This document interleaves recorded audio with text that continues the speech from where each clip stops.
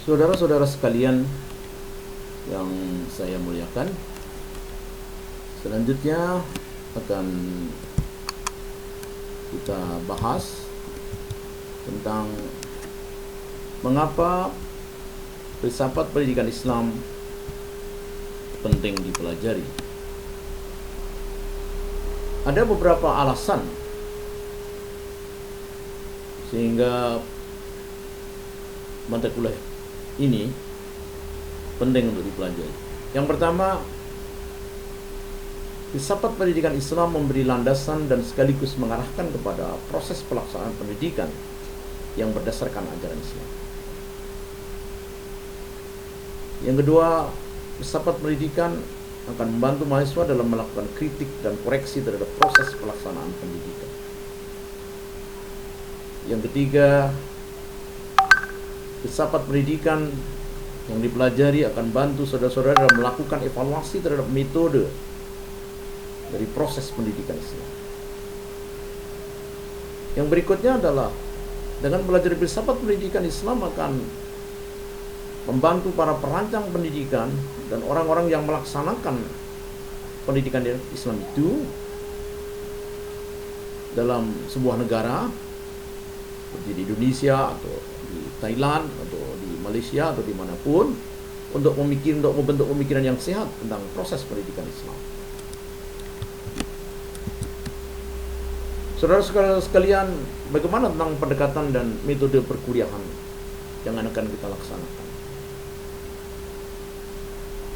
Walaupun pembelajaran dilaksanakan secara daring, secara online, akan tapi perkuliahan filsafat pendidikan Islam akan kita laksanakan dengan pendekatan pembelajaran aktif atau active learning. Dengan metode utama diskusi. Kita akan dapat berdiskusi melalui platform media sosial, melalui Zoom atau melalui WA Group atau melalui e-learning Wali Songo dan Google Classroom.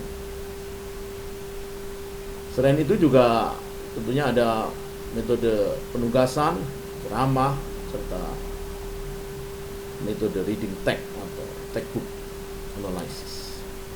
Jadi diharapkan dalam program ini saudara tetap aktif di dalam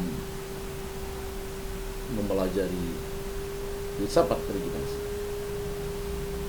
Evaluasi perkuliahan dalam filsafat pendidikan Islam ini, penilaian dilakukan dengan sistem penilaian authentic assessment, penilaian yang sesungguhnya, penilaian yang diambil dari berbagai macam sudut pandang, berbagai aspek, penilaian dari berbagai tugas, penilaian dari ujian tengah semester dan ujian akhir semester. Jadi nilai mata kuliah ini tidak hanya diambil dari ujian-ujian saja, tapi juga dari bagaimana kedisiplinan saudara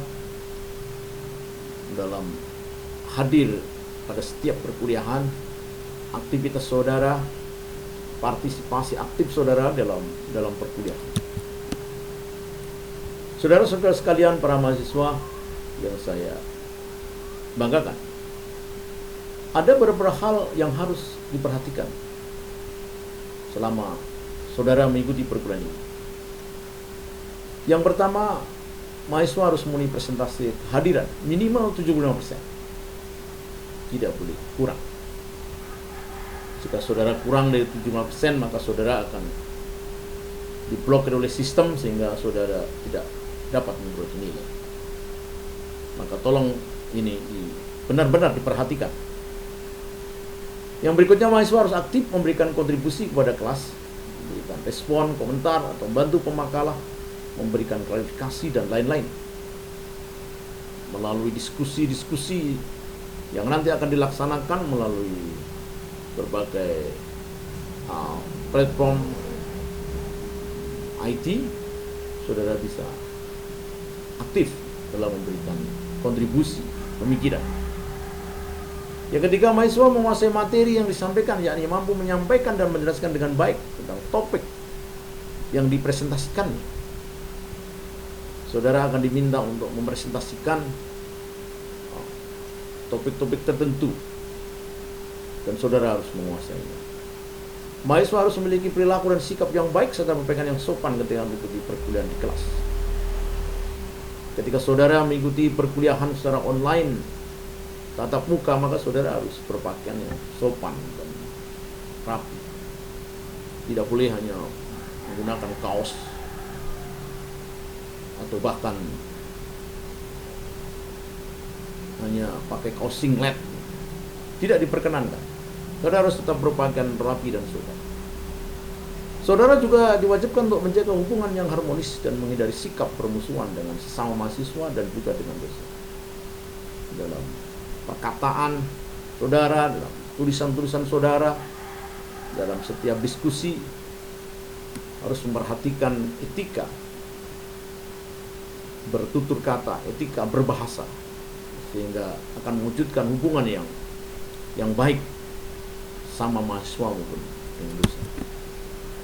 Saudara-saudara sekalian, pada perkuliahan ini ada buku wajib, buku yang saudara wajib baca, yaitu buku yang saya tulis yang judulnya Paradigma Baru Filsafat Pendidikan Islam. Nah, ini bukunya, Paradigma Baru Filsafat Pendidikan Islam, yang diterbitkan oleh penerbit Kencana Jakarta tahun 2017, edisi pertama.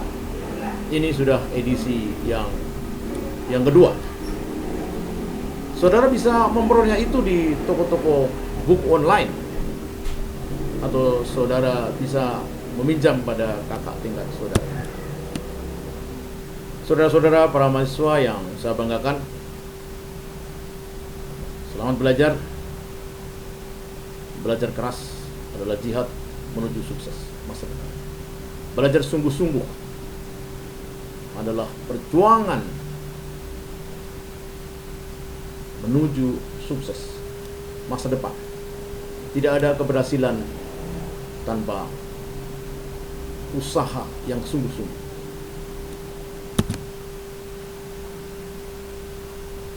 Saya mengutip pernyataan Nelson Mandela bahwa pendidikan merupakan instrumen yang paling ampuh untuk mengubah nasib seseorang dan untuk mengentaskan kemiskinan.